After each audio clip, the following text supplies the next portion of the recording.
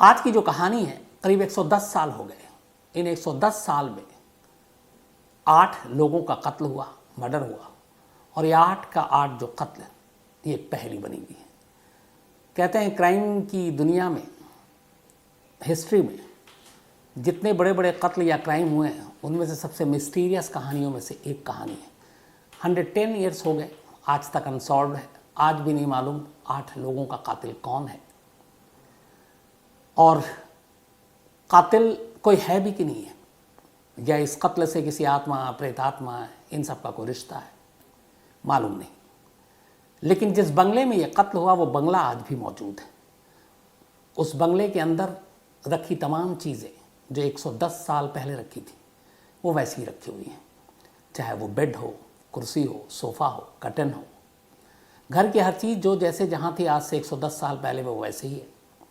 दुनिया भर के बहुत सारे टूरिस्ट, बहुत सारे जो पैरानॉर्मल एक्टिविटीज़ पे बिलीव करते हैं, जिन्हें भूत प्रेत आत्माओं से बात करने का शौक़ है, देखने का शौक़ है, मिलने का शौक़ है, ऐसे लोग अक्सर इस बंगले में जाते हैं और उस बंगले में कोशिश करते हैं कि एक रात गुजारें।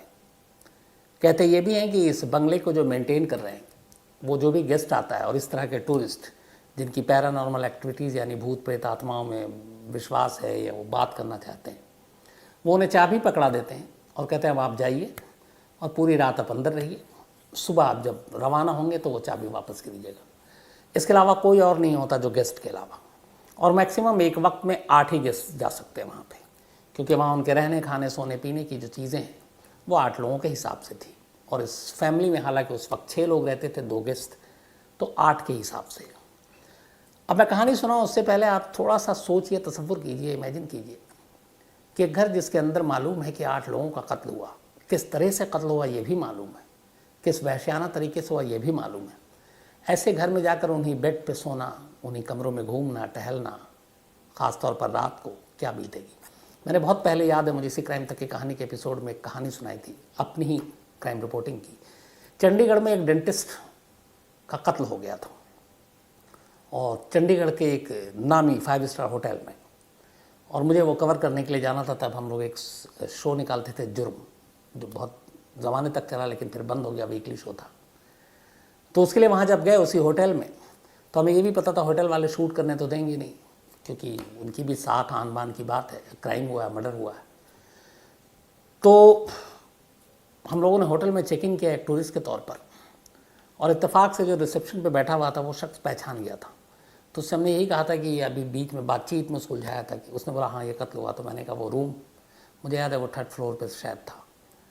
तो उसने कहा वो खाली, और मीडिया में चूँकि आ चुका है, लोगों को भी पता चल चुका है, तो जनरली जो भी गेस्ट आते हैं उस कमरे में ठहरते नहीं हैं। तो मेरे साथ कैमरामैन उस वक्त सुबोध भोपाली, सुबोध सक्सेना असली नाम है, वो थे। तो उसने मुझे आइडिया दिया, सुबोध ने, कि यार उसी कमरे में रुक जाते हैं अगर ये दे देता है तो, क्योंकि वहीं पे बाथरूम के उसके अंदर वॉशरूम में बाथ टब के पास बॉडी मिली थी, तो सब शूट वूट करने में रियलिटी आएगी। जोश था, हमने भी कहा चलो। शाम के वक्त चेक इन किया था हमने, उसी रूम हमें वो मिल गया, हम उस रूम में दाखिल हुए, सामान रखा। शाम तक तो सब ठीक था, शूट वूट भी किया, लेकिन जब रात सोने का वक्त आया, बत्ती बंद हुई, अब वॉशरूम भी जाना है और उसी वॉशरूम से बॉडी मिली है।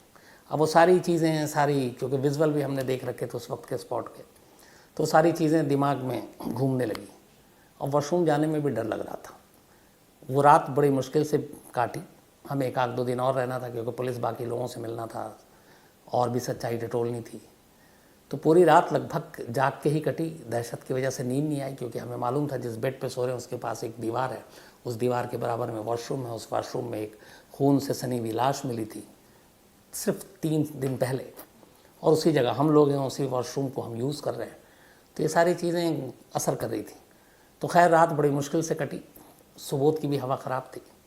सुबह हमने जो पहला काम किया वो ये कि जब ब्रेकफास्ट के लिए गया बुफे में, तो पहली रिक्वेस्ट ये कि रूम बदल दो भाई और कोई और रूम दे दो। तो उसने कहा सारे फ्लोर पे एक ही जैसा रूम है ये। तो हमने कहा फिर तो किसी और फ्लोर भी चेंज कर दो। फिर अगले दिन हमने फ्लोर भी चेंज किया और फिर 2 दिन और रहा, पर वो बाकी के 2 रात तसल्ली से गुजरे। मैं इसलिए बता रहा हूँ कि जब ऐसी चीज़ जहाँ पे होती है, वहाँ आप जब पहुँचते हैं स्पॉट पे, सीन पे, तो वो सारी चीज़ें आपके दिमाग में घूमती हैं।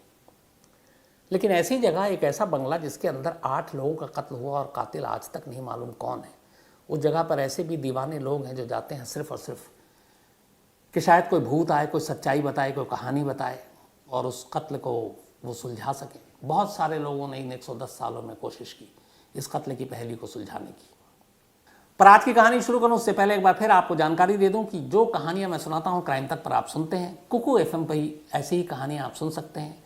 कुकू एफएम पे न सिर्फ क्राइम की कहानियां, मिस्ट्री, मर्डर, अलग अलग किस्से, बायोग्राफी, बल्कि दुनिया के अलग अलग फील्ड की भी कहानियां। तो कुकू एफएम पर भी आप ज़रूर कहानी सुने। और क्राइम तक फैमिली मेम्बर के लिए क्राइम 50 है, बाकी डिस्क्रिप्शन में लिंक है, आप उसको ज़रूर देख के पढ़ें और मौका मिले तो कुकू एफएम पर जाकर भी कहानी सुने। अब आते हैं आज की अपनी कहानी पर। कहानी अमेरिका की है। अमेरिका में एक जगह है विलिस्का। तो विलिस्का मॉन्टगोमेरी काउंटी और इसी में है आयोवा। तो कहानी विलिस्का को आप शॉर्ट में समझिए, विलिस्का टाउन। विलिस्का टाउन में ये कहानी है 1912 की, 1912 की। विलिस्का एक शांत सा शहर था। 1912 में इसकी कुल आबादी, यहाँ पे जो लोग रहते थे, करीब 2500, 2500 ओनली। नया नया ये शहर डेवलप हो रहा था। जो नए नए बिजनेसमैन थे वो इस शहर में आकर रह रहे थे ताकि शहर को भी डेवलप कर सकें और अपने बिजनेस को भी इस्टेब्लिश कर सकें, उनके लिए मौका था। तो बड़े शांत प्रिय लोग, शांत शहर, टोटल 2500 की आबादी। बस इस शहर से जब अक्सर रेलवे ट्रैक था और 2500 की आबादी आपको पता है, तो आबादी के बीच से रेलवे ट्रैक और ट्रेन गुजरती थी। तो दिन भर में जब भी कोई ट्रेन गुजरती उसी का एक शोर सुनाई देता। इसके अलावा शहर बिल्कुल शांत। इसी शहर में एक बिजनेस करने वाला एक परिवार रहता था जिनका नाम था जोसिया बी मूर। उम्र उस वक्त उनकी 43 थी, 43 साल।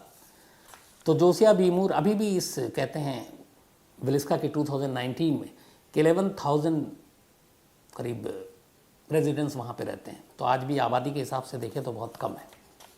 पहले 2500 थे, अब 11,000। तो जेसिया मूर ये एक बिजनेसमैन थे, जोसिया मूर, और वहीं पे रहते थे ये विलिस्का में। इनकी शादी हुई साराह मूर से। दोनों पति पत्नी के 4 बच्चे हुए। चारों बच्चे की उम्र 1912 में 11 साल, 10 साल, 7 साल, 5 साल, 8 साल और 12 साल थी। बल्कि इनमें 4 बच्चे इनके थे। 2 बच्चों की आगे कहानी बताता हूँ आपको। तो सबसे बड़े जो बच्चे थे उसकी उम्र थी 12 साल। तो जोसिया मूर और सारा मूर इस घर में रहते थे। जोसिया का अपना बिजनेस था और ये लोग बड़े शरीफ, शांत स्वभाव के और बहुत ही धार्मिक। इस इलाके में जो चर्च था, उस चर्च की ज़्यादातर देखभाल और बाकी चीज़ें सारा मूर किया करती थी और बहुत एक्टिव मेंबर थी। हर संडे के प्रेयर में भी वो सबसे पहले हाजिर होती और लोग भी इन दोनों की बड़ी रिस्पेक्ट करते और इनके 4 बच्चे थे। सब कुछ ठीक चल रहा था। 2000 बल्कि सॉरी बार बार कह रहा हूँ, 1912 10 जून की तारीख आती है, 10th जून। 10th जून को जिस चर्च में सारा बहुत ज़्यादा काम करती थी, उस चर्च ने चिल्ड्रंस डे मनाने का एक प्रोग्राम रखा बच्चों के लिए और प्रेयर स्पेशल रखी, बच्चों के परफॉर्मेंस रखे। तो चूंकि इस चर्च के साथ खुद पति पत्नी बहुत क्लोज जुड़े हुए थे, दोनों अपने 4 बच्चों को लेकर चर्च पहुंचते हैं सुबह से ही। वहाँ अलग अलग फंक्शन होते हैं, अलग अलग बच्चों के कार्यक्रम होते हैं, प्रेयर्स होता है। रात करीब 9:30 बज जाता है चर्च के इस तमाम प्रोग्राम, अवार्ड फंक्शन को ख़त्म होते होते। अब ये जब 9:30 बजे ख़त्म होता है तो मूर फैमिली अपने 4 बच्चों के साथ अब घर के लिए निकलते हैं। इत्तेफाक से इनके पड़ोस के 2 बच्चे, वो भी उसी चर्च में थी अपने पेरेंट्स के साथ। इन बच्चों के साथ उनकी दोस्ती थी मूर फैमिली के। तो उन दोनों बच्चों ने कहा कि आज की रात क्या हम अपने दोस्तों यानी मूर फैमिली के 4 बच्चों के साथ उनके बंगले में रुक जाएं। फैमिली एक दूसरे को जानती थी। उन्होंने कहा कोई बात नहीं, सब बच्चे एक दूसरे से घुले मिले हैं, दोस्त हैं। माँ बाप ने इजाज़त दे दी।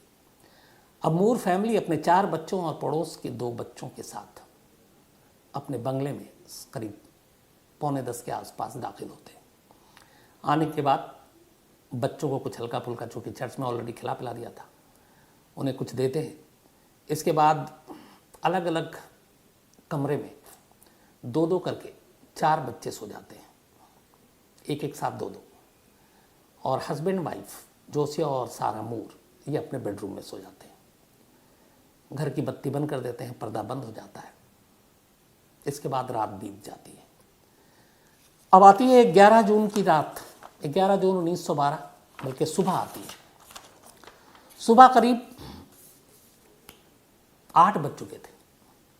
मूर फैमिली के इस घर के खिड़कियों के न तो पर्दे हटे, न दरवाज़ा खुला, न कोई बाहर आया, न बच्चों के शोर की आवाज़ सुनाई दी। और आम तौर पर इनका रूटीन ये था कि सुबह उठकर ये लोग प्रेयर करते थे। तो इस प्रेयर की आवाज़ और उनके रूटीन से उनके तमाम पड़ोसी अच्छी तरह वाकिफ़ थे और ये उनके रूटीन में शामिल था पूरे वीक, पूरे मंथ, पूरे साल। लेकिन 11 जून की सुबह अटपटी इसलिए थी कि मूर फैमिली का कोई भी शख्स कमरे से या घर से बाहर नहीं आया। एक इनके पड़ोसी की नज़र पड़ी। उन्होंने देखा कि अब तो 7:30 के बाद 8 बज गए, कर्टन भी अपनी जगह पर है, दरवाज़ा भी नहीं खुला, कोई बाहर नहीं आ रहा है। तो उन्हें लगा क्या बात है। पहले उन्होंने सोचा कि कल चर्च में फंक्शन था, शायद सब थके हुए हों, लेकिन उन्होंने कहा इससे पहले भी चाहे कैसे भी हालात हों, सुबह का प्रेयर ये लोग नहीं छोड़ते। तो पड़ोसी को चिंता हुई, फिक्र हुई। उसने जाकर दरवाज़ा नॉक किया। काफ़ी देर तक अंदर से कोई आवाज़ नहीं आई। फिर उसने अलग अलग खिड़कियों के पास जाकर बच्चों के नाम ले लेकर उन्हें पुकारा। अंदर से कोई रिप्लाई नहीं आया। अब वो घबरा गई। इसके बाद उसने इसी सारा मूर का एक भाई इसी मोहल्ले में करीब इनके बंगले से थोड़ी दूर पर रहा करता था, उस नेबर को चिंता हुई, दरवाज़ा खोलने की कोशिश की, दरवाज़ा बंद था, अंदर जाने का कोई रास्ता नहीं था। तो उसने फिर घबरा कर सारा के भाई को खबर भिजवाई कि कुछ अजीब लग रहा है क्योंकि घर के दरवाज़ा नहीं खुले, कोई फैमिली मेम्बर बाहर नहीं आ रहा है। इसके बाद सारा का भाई आता है। आने के बाद वो देखता है दरवाज़ा बंद है। किसी तरीके से वो पिछले एक दरवाजे को खोलकर अंदर दाखिल होता है। जब वो अंदर दाखिल होता है तो सीधे पहले बेडरूम में दाखिल हो। सबसे सामने उसके जो पहले था वो बेडरूम था जिसमें सारा और उसके हस्बैंड जोसिया सोया करते थे। जब वो बेडरूम में कदम रखता है उसकी चीखें निकल जाती हैं। पूरे बेडरूम का फर्श और बेड खून से लाल और उन दोनों की खून से लथपथ लाशें पड़ी हैं। लाशें भी ऐसी कि देखकर आदमी होशो हवास खो दे। सर बुरी तरह कुचला हुआ, जोसिया की एक आंख लगभग बाहर निकली हुई। उसी तरीके से वाइफ सारा की सर बेहद कुचला हुआ और देखकर लगता था कि मारने वाले ने बड़ी बेदर्दी से मारा है। इन 2 लाशों को देखकर सारा के भाई से बर्दाश्त नहीं हुआ और वहाँ पे रहने की और बाकी बच्चों को देखने की हिम्मत नहीं हुई। वो उल्टे पैर वापस आता है, पड़ोसी को बताता है कि मार्शल को फ़ोन करो, वहाँ की पुलिस को। पुलिस की टीम को खबर दी जाती है। अब पुलिस की टीम अगले 10 मिनट में वहाँ पहुँच जाती है। अब पुलिस की मौजूदगी में सारा का भाई, पड़ोसी उस घर में दोबारा दाखिल होते हैं। बेडरूम में 2 लाशें देख चुके थे। अब इसके बाद पुलिस और बाकी लोग एक एक कमरे के अंदर दाखिल होते हैं। हर कमरे में एक लाश, हर बेड पर लाश। उस घर में जितनी बेड थी बच्चों के और माँ बाप के हिसाब से सारी लाशें थी। 2 पड़ोस के बच्चे थे वो एक्स्ट्रा, वो 2-2 करके सोए थे, उनकी भी लाशें थी। पुलिस ये देखते ही फिर फॉरेंसिक और डॉक्टरों को फ़ोन करती है। वहाँ पे डॉक्टर पहुँचते हैं। डॉक्टर आने के बाद घर का मुआयना करते हैं, देखते हैं। इन तमाम लाशों में देखकर ये लगा कि इन सबको नींद में मारा गया जब ये सो रहे थे, सिवाय एक बच्ची के जिसकी उम्र 9 साल थी। उस बच्ची की लाश इकलौती ऐसी लाश थी जो बेड पर तिरछी पड़ी हुई थी और उसके बाहों पे भी चोट के निशान थे और ऐसा लगा था कि शायद वो जाग गई और उसने खुद को बचाने की कोशिश की और इस बचाने की कोशिश में हमलावर ने उसे अलग अलग जगहों पे मारा और इसलिए उसकी लाश भी उस हालत में नहीं थी जैसे बाकी सोए हुए हालत में थी। जोसिया मूर और सारा मूर के कमरे में एक हथौड़ा पड़ा हुआ था, खून से लथपथ। उसको देखने के बाद यह तय हो गया कि सारे कत्ल इसी हथौड़े से हुए हैं, एक्स से। फिर सारी लाशों का जब मुआयना किया गया, डॉक्टर ने देखा तो अंदाज़ा लगा कि हर एक शख्स को, जिनमें बच्चे भी हैं 9 साल के, 11 साल के, 12 साल के, कम से कम 20 से 30 बार उनके सर पर हथौड़े से वार किया गया। 20 से 30, 20 to 30 टाइम्स। और सबसे ज़्यादा बुरी तरह जो मारा गया वो उस घर के मालिक जोसिया मूर को। उसका ये था कि एक तरफ हथौड़े से भी मारा गया और दूसरी तरफ जो तेज़ धार ब्लेड थी उससे भी उसके चेहरे पे और सर पे हमला किया गया, यहाँ तक कि उसकी आंखें बाहर निकाल ली एक। तो इन सब को देख कर ये अंदाज़ा हो गया था कि शायद जो हमलावर था उसको सबसे ज़्यादा नफरत जोसिया मूर से थी और उसे सबसे बेदर्दी से उसी को मारा था। घर से जो लाशें निकली उसमें जोसिया मूर की, उनकी वाइफ सारा मूर की 39 साल, हरमन की जिसकी उम्र 11 साल थी, इसके अलावा मैरी कैटरीन मूर की 10 साल थी, आर्थर मूर की 7 साल, पॉल मूर की 5 साल और 2 पड़ोस के बच्चे जो आए थे, ईना स्ट्रिंगलर 8 साल और लीना स्ट्रिंगलर 12 साल, और ये दोनों भी बहनें थीं। तो 4 भाई बहन इधर और 2 सगी बहनें उधर, 6 बच्चे 7 साल से लेकर 12 साल तक के, और हस्बैंड वाइफ 47 और 39 साल की उम्र जिनकी। डॉक्टरों ने पोस्टमार्टम किया, इसके बाद सारी फॉरेंसिक एग्जामिन की, तो उन्होंने फिर जो रिपोर्ट दी उसके हिसाब से ये 8 के 8 कत्ल रात 12 से लेकर सुबह 5 बजे के दरमियान हुए। घर की तलाशी के दौरान पुलिस ने देखा कि सिगरेट के 2 बट्स मिले और उसको देखकर यह अंदाज़ा लगाया गया कि जो कातिल था उसने बड़ी तसल्ली से सबका कत्ल किया, घर में बैठा, सिगरेट पी, फिर उसने जाकर बाथरूम में हाथ धोए और ये सब करने के बाद तसल्ली से वहाँ से निकला। जाते जाते वो घर की चाबी ले गया और दरवाज़ा बाहर से लॉक कर गया। अब यहाँ से पुलिस की तफ्तीश शुरू होती है। जब 8 कत्ल की खबर इस विलिस्का जैसे छोटे और शांत शहर में लोगों तक पहुँचती है, लोग मतलब अजीब सी उनकी हालत हो जाती कि ये कैसे, कोई यकीन करने को तैयार नहीं।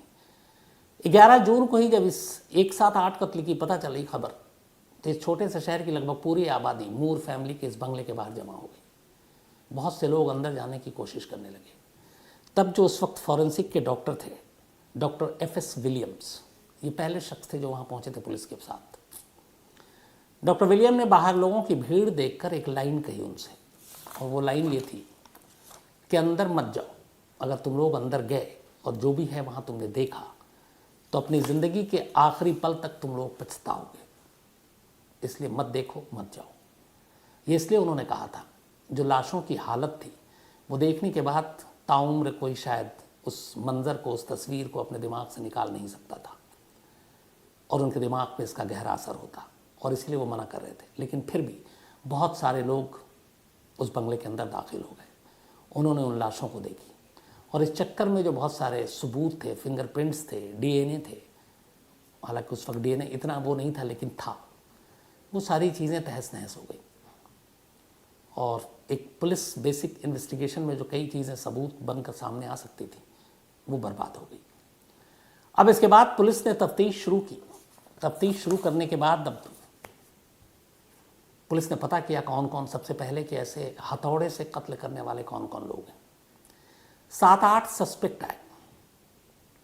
एक ऐसा मिला जिसने कुछ वक्त पहले ही अपनी बीवी, अपनी सास को हथौड़े से मारा था, उसको पकड़ा गया, लेकिन पता चला कि उस दिन उसकी मौजूदगी वहाँ नहीं थी। एक और था जिसने अपनी फैमिली के 3 लोगों का कत्ल किया था हथौड़े से, उसको भी पकड़ा गया, लेकिन पता चला कि वो भी इसमें नहीं शामिल है। तो पुलिस ने हथौड़े के एंगल से तो तमाम छानबीन की, लेकिन कोई सबूत नहीं मिला। मूर फैमिली की दुश्मनी भी किसी के साथ साबित नहीं हुई और जिस तरीके से मारा गया उससे साफ था कि वो मार नहीं आया था, लेकिन अगर उसकी दुश्मनी उससे थी तो सिर्फ बच्चों को क्यों उसने सारे को मार डाला। तो ये सारे सवाल थे जिसका जवाब पुलिस को नहीं मिल रहा था, बट बहुत सारे सस्पेक्ट पुलिस के सामने आए थे। इन्हीं में से एक सस्पेक्ट था जो कैली, सबसे बड़ा सस्पेक्ट। अब कैली सबसे बड़ा सस्पेक्ट क्यों था? 10 जून की रात को कैली इस शहर में था, विलिस्का में, और वो एक स्कूल में मिलने आया था प्रिंसिपल से। शाम को वहीं था और रात को भी विलिस्का में था, लेकिन इसने विलिस्का सुबह 5 बजे छोड़ दिया और ट्रेन से किसी बाहर जगह निकल गया, विलिस्का से बाहर। अब ये सारे कत्ल डॉक्टरों के हिसाब से 12 से 5 के दरमियान हुए। वो भी रात को वहीं और 5 बजे ही शहर छोड़ता है। ये 2 चीज़ें थी। दूसरा, जब कैली के बारे में पता चला तो जिस ट्रेन से जा रहा था उसमें कुछ आई विटनेस मिले, तो आई विटनेस से पुलिस को बयान दिया कि ट्रेन में जब वो बैठा था तो उसने कहा कि तुम्हें पता है इस शहर में एक घर में 8 लाशें पड़ी हुई हैं और उनमें 6 बच्चे हैं। और ये खबर ना तब तक मीडिया में आई थी ना किसी को मालूम था। अब उसने पैसेंजर को कैसे बताया, उसे क्यों मालूम था जानकारी, ये वो सारी चीज़ें थी जिसके बाद पुलिस ने कैली की तलाश शुरू की और आखिरकार कैली को पकड़ लिया। पकड़ने के बाद अब कैली के बारे में जब छानबीन की गई तो पता चला कि उसका पुराना रिकॉर्ड है, वो महिलाओं को और कई महिलाओं को छेड़खानी का उस पर इल्ज़ाम लगा है, कई के साथ वो गंदी गंदी तस्वीरें शेयर करता था। तो ये सारी चीज़ें उस वक्त थी, हालांकि ये सब नहीं था आपके व्हाट्सएप और ये सारी चीज़ें, लेकिन वो फ़ोटो भेजता, पिक्चर भेजता, ये सारे उसके रिकॉर्ड थे, कई कंप्लेंट थी उसके ख़िलाफ़। लेकिन फिर पता चला कि उसकी मेंटल हालत भी ठीक नहीं थी और कई जगह उसका इलाज हुआ। तो पुलिस ने उसको पकड़ा और इत्तेफाक से जब पुलिस ने पकड़ा तो उसने एक्सेप्ट कर लिया और उसने कहा कि हाँ मैंने मारा है, ऊपर वाले का हुक्म था, गॉड ने कहा था, मैंने उनके फरमान को पूरा किया और मैं ही कातिल हूँ। पुलिस को लगा काम आसान हो गया। इसके बाद उसे अदालत में पेश किया गया। अदालत में जब पेश किया गया तो उसके मेंटल रिपोर्ट कार्ड को भी पेश किया गया। अब वहाँ पे आया कि जूरी मेंबर बढ़ गई। उसने कहा कि इसका जो कन्फेशन है, इकबालिया बयान, वो इसकी दिमागी हालत को देखते हुए एक्सेप्ट करने लायक नहीं है। जूरी मेंबर ने 5 जूरी मेंबर बैठे हुए थे, 3-2 से इसको बरी कर दिया। ये छूट गया, चला गया। इसके बाद फिर पुलिस अपनी जांच में लगी रही, लेकिन फिर पुलिस को लगा कि ये उस दिन भी उस बंगले के बेहद करीब था, मौजूद था। फिर ये कहने लगा लोगों से कि ये कत्ल मैंने ही किया है, बार बार कन्फेशन करे। फिर कुछ ऐसे सबूत मिले कि इसको इस बंगले के पास देखा गया। फिर पुलिस ने कैली को उठाया। फिर इसके बाद इस पर दोबारा मुकदमा चला, ट्रायल। अदालत में फिर पुलिस ने सारी चीज़ें रखी, कन्फेशन रखी, लेकिन फिर उसके मेंटल और वो सारी चीज़ें रिपोर्ट आई कि बहकी बहकी बातें करता है और कहीं से भी कोई ऐसा एविडेंस डायरेक्ट नहीं मिला जो ये साबित करे कि ये कातिल है। दूसरी बार अदालत ने उसे फिर पूरी तरह से बरी कर दिया। इस बार 3-2 से भी ज्यूरी नहीं बटी, बल्कि बरी ही कर दिया और इस तरह से कैली को इस केस से हटा दिया गया। 6 और सस्पेक्ट आए। इन 6 के 6 को भी पुलिस ने पकड़ा, पूरी तफ्तीश की, लेकिन कोई सबूत और इनका इस कत्ल से, सारे 8 कत्ल से कोई लिंक नहीं जोड़ पाई। ये सारी चीज़ें चलती रही, धीरे धीरे वक्त बीतता गया। ये कत्ल एक पहेली बनी रही। उधर इस कत्ल के बाद ये जो बंगला था मूर फैमिली का, 8 कत्ल, जिन लोगों ने लाशें देखी उन्होंने अपने मुंह से अलग अलग कहानियाँ सुनाई। ये एक घोस्ट बंगला में तब्दील होता गया। बरसों ये बंगला वीरान रहा, आसपास में झाड़ उगाए, कोई देखभाल करने वाला नहीं। और फिर इसको धीरे धीरे इसकी कहानियाँ इतनी हैं कि इसको दुनिया के सबसे डरावने और घोस्ट प्लेस में से एक बताया जाने लगा। वक्त बीतता रहा, करीब 100 साल बीत गए। 100 साल के बाद बंगला प्राइम लोकेशन पे था। पहले इसको म्यूज़ियम में तब्दील किया गया, फिर एक ने इसे ख़रीदा और इस बंगले के बाहर एक बोर्ड लगाया गया जो आप तस्वीर में देखेंगे। ये रियल बोर्ड है जिसमें हथौड़े से कैसे एक बंगले के अंदर कत्ल होता है, ये उस बंगले के बारे में बाकायदा बताया गया। तो धीरे धीरे एक घोस्ट बंगले के नाम पे जब ये मशहूर होने लगा तो जो पैरानॉर्मल एक्टिविटीज़ और इन सारी चीज़ों, भूत प्रेत पे बिलीव करते हैं या उनसे बातें करने की कोशिश करते हैं, उनका आकर्षण बढ़ा इस तरफ। इसके बाद लोग दूर दूर से यहाँ आने लगे। जब वो आने लगे तो फिर प्रॉपर्टी ओनर को एक ख्याल आया कि क्यों ना इससे पैसे कमाएं। तो उसने पहले इसे होटल में तब्दील कर दिया। उसने कहा इसमें एक ही साथ, एक वक्त में, एक रात में सिर्फ 8 लोग रुक सकते हैं अपनी जिम्मेदारी पर, और उन 8 लोगों को चाबी दे दी जाएगी, वो जाएंगे, उनको जो करना है करें। बहुत सारे लोग गए, रात काटी, अलग अलग किस्सा सुनाया उन्होंने। कुछ ने कहा कि हाँ, अंदर जाती एक अजीब सी फीलिंग आती है, अंदर जाती एक शोक सा फील होता है, माहौल में अजीब सा एक बोझिलपना लगता है। एक ऐसा शख्स था जो, इत्तेफाक की बात है, 10 जून, वही तारीख 1912 की जो थी, वो 2012 में 10 जून को इस बंगले में जाकर रुकता है। मतलब ठीक 100 साल बाद तारीख वही है। वो 2 थे। सुबह उनमें से एक घायल मिलता है। उसके जिस्म पे चाकू के निशान थे, लेकिन घाव इतना गहरा नहीं था कि जान को खतरा था। सुबह उसके बाद उसे अस्पताल ले जाया जाता, ठीक है, लेकिन ये पता नहीं चला कि उसे चाकू किसने मारा, पर उसने कहा कि मुझे लगा कि इस घर में कोई कातिल है जो मुझे मारना चाहता है, और वो सारी चीज़ें उसके दिमाग में थी। हालांकि इसको लेके बाद में पुलिस और लोगों ने कहा कि चूँकि उसने तारीख भी ये चुनी थी ठीक 100 साल बाद 10 जून 1912 की जगह 2012, तो उसके दिमाग में ये सारी चीज़ें घूम रही थी और इसलिए शायद ये असर था उसको। और हो सकता है वो किसी चीज़ से टकराया हो या कुछ और कर रहा हो और चाकू का घाव लग गया, क्योंकि घाव बहुत गहरा नहीं था। लेकिन अलग अलग लोग इस बंगले में रहे, रात गुजारी, उनके अलग अलग तजुर्बे रहे, एक्सपीरियंस रहे। अब ये बंगला एक म्यूज़ियम के तौर पर है, बाकायदा ये बोर्ड आज भी वहाँ कायम है। अमेरिका के घोस्ट प्लेसेस में से एक को इसमें आज भी माना जाता है कि ये वो है, ये बंगला। लेकिन सबसे अफसोसनाक बात यह है कि करीब 110 साल बीत गए। इन 110 सालों में आज भी ये एक पहेली है कि उस रात यानी 10 जून 1912 की रात 6 बच्चों और हस्बैंड वाइफ कुल 8 लोगों के हथौड़े से सर पे 20 से 30 बार एक एक शख्स पे मारने वाला कौन था, मारने की वजह क्या थी, और वो कातिल कहाँ गायब हो गया। आज भी एक पहेली है। हालांकि अभी ये केस सुलझ भी जाए तो ये शर्तिया है, गारंटी है कि जो भी कातिल था वो अब इस दुनिया में नहीं होगा, क्योंकि 110 साल तो हो गए और उसने अगर कत्ल किया होगा, 20 साल की भी उम्र रही होगी तो आज 130 साल का होता। और अभी खबर आई कि दुनिया का सबसे बुजुर्ग शख्स 118 साल जिसकी उम्र, जापान में कल या परसों शायद उनकी मौत हो गई है। तो दुनिया के ओल्डेस्ट पर्सन की डेथ हुई है जिनकी उम्र 118 साल थी जापान में, कल या परसों। तो इसके हिसाब से देखें तो अगर कातिल को मिनिमम मैं 20 साल भी लेके चलता हूँ तो 130 का होता, तो इसलिए उसके ज़िंदा होने की कोई गुंजाइश बनती नहीं है। लेकिन आज भी विलिस्का के इस बंगले की कहानी, इस बंगले में हुए उस रात 8 कत्ल की कहानी एक पहेली है। बहुत सारे लोगों ने इस कत्ल की पहेली को सुलझाने की जब तब कोशिश की, बहुत सारे पुलिस अफसरों ने सुलझाने की कोशिश की, बहुत सारे सबूत जुटाने की कोशिश की, लेकिन अफसोस की बात यह है कि आज भी मिस्टीरियस है।